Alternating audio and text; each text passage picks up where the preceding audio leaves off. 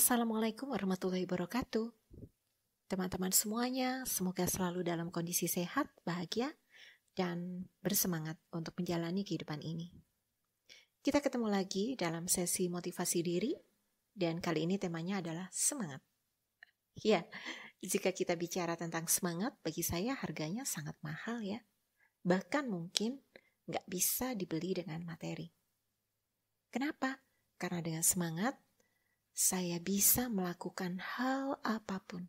Ya, bagi saya apapun bisa dilakukan asalkan kita semangat. Kita bisa melakukan hal-hal yang positif. Entah itu di rumah, di lingkungan sosial, dalam pekerjaan, ya apapun teman-teman. Jika nggak ada semangat, bagaimana ya rasanya? Anda pernah merasakan? Saya sangat sering merasakan. Luar biasa, sangat gelisah rasanya. Sangat sulit diungkapkan ya, udah gak mau ngapa-ngapain. Tubuh kita rasanya lesu, ada makanan di meja tapi gak ingin. Mau tidur, gelisah. Ya, lihat pekerjaan, ya tentu rasa malas ya. Tubuh kita benar-benar gak punya energi. Apalagi lihat buku-buku. Sudah gak bisa digambarkan lagi. Saya pribadi kesulitan saat saya nggak punya semangat. Bagaimana dengan teman-teman? Sama ya? Waktu yang berjalan jadi sia-sia karena kita nggak bisa menghasilkan apapun. Ya apapun. Nggak bisa sama sekali. Nah, untuk itulah kita perlu namanya mempertahankan semangat. Ya, kita perlu membangunnya, kita perlu menumbuhkannya. Kita perlu menjaganya, mempertahankan, meningkatkan ya semua kata-kata yang seperti itu. Itulah sepenting itu semangat. Dari mana ya sebenarnya asalnya semangat? Mungkin teman-teman ada yang jawab bahwa semangat muncul jika kita sehat. Ya, tubuh kita sehat gitu ya. Setuju. Semangat muncul jika hubungan kita lagi harmoni dengan pasangan. Saya juga setuju ya. Atau semangat muncul jika nilai ujian kita bagus. Jadi ketika nilai ujian kita bagus, dapat apresiasi gitu, kita semakin terdorong, terpacu untuk terus belajar, untuk menghasilkan yang lebih baik, seperti itu. Atau kita sangat bersemangat begitu ya, jika kita berhasil mencapai target bisnis, ya, untuk teman-teman sales ya, saya bisa merasakan karena saya juga pernah ada di situasi yang seperti itu. Setiap manusia bisa punya alasan yang berbeda untuk punya semangat. Saya pun demikian. Ya, mari kita kali ini coba bicarakan aspek yang mendasar tentang sejatinya, sumber dari mana semangat itu kita dapatkan ya teman-teman. Selain alasan-alasan yang kita miliki seperti yang telah saya sebutkan, atau bahkan ada alasan-alasan yang berbeda. Saya setuju. Ya, kurang lebihnya kita punya pola yang sama walaupun tidak persis sama ya, seperti itu kira-kira ya. Jadi teman-teman ada 4 dimensi yang menjadi sumber dari energi kita, sumber semangat kita. 4 dimensi yang secara universal kita semua manusia punya sama. Yang pertama adalah kita dapat semangat dari mana? Dari raga atau tubuh kita.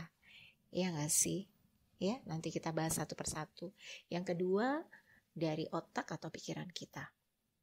Dan yang ketiga dari hati atau perasaan kita. Dan yang keempat dari jiwa atau ruh kita.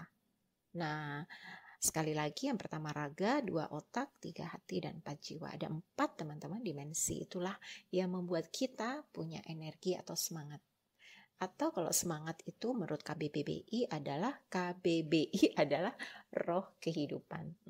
Bayangkan kita itu kalau punya semangat artinya kita itu hidup berjiwa, kira-kira seperti itu. Karena dengan roh itulah, dengan jiwa yang terisi itulah kita mampu bergerak. Dalam konteks raganya bergerak, pikirannya bergerak, hati kita bergerak, dan jiwa kita juga bergerak. Ya, secara sederhana, maka jika kita ingin sehat lahir batin, kita punya semangat, maka perhatikan keempat dimensi tersebut. Raga kita senang kan?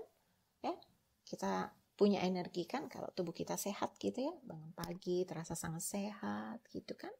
Apalagi bagi para yang ini nih, wanita-wanita nih yang sangat memperhatikan bagaimana kesehatan tidak hanya tubuhnya saja secara universal, tetapi mungkin kita akan bangga kalau seandainya tubuh kita terjaga ya, tidak terlalu berlebihan lemak gitu kan.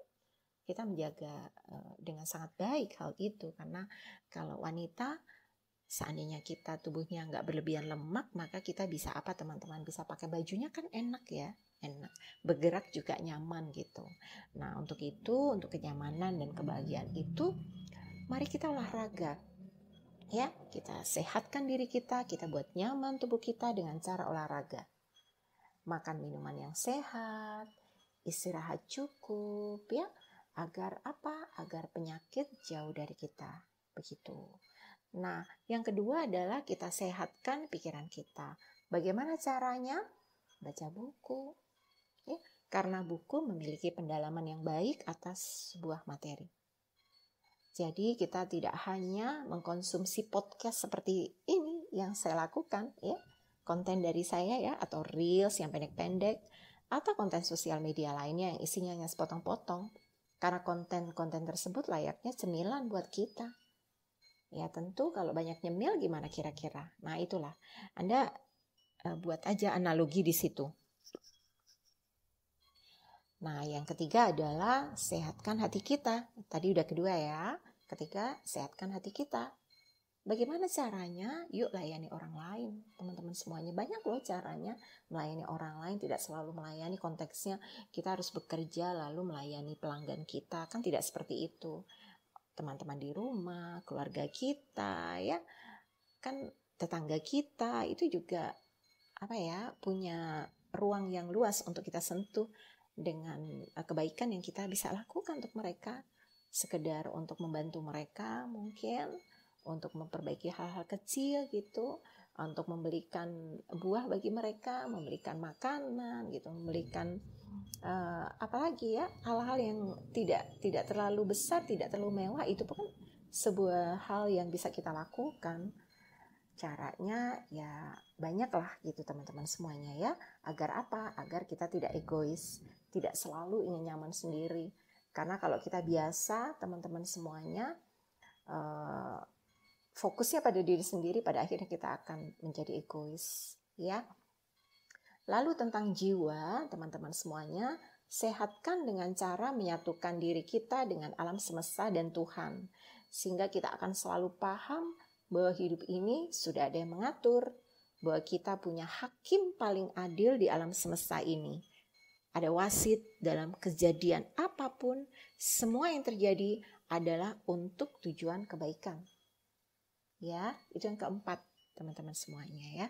Yuk kita mulai perhatikan lebih baik lagi apa yang telah kita lakukan dalam 4 dimensi diri kita. Apakah kita sudah cukup mengenalnya? Bagaimana selama ini kita merawatnya? Bagaimana cara agar kita dapat memperlakukan dengan lebih baik lagi ke 4 dimensi tersebut?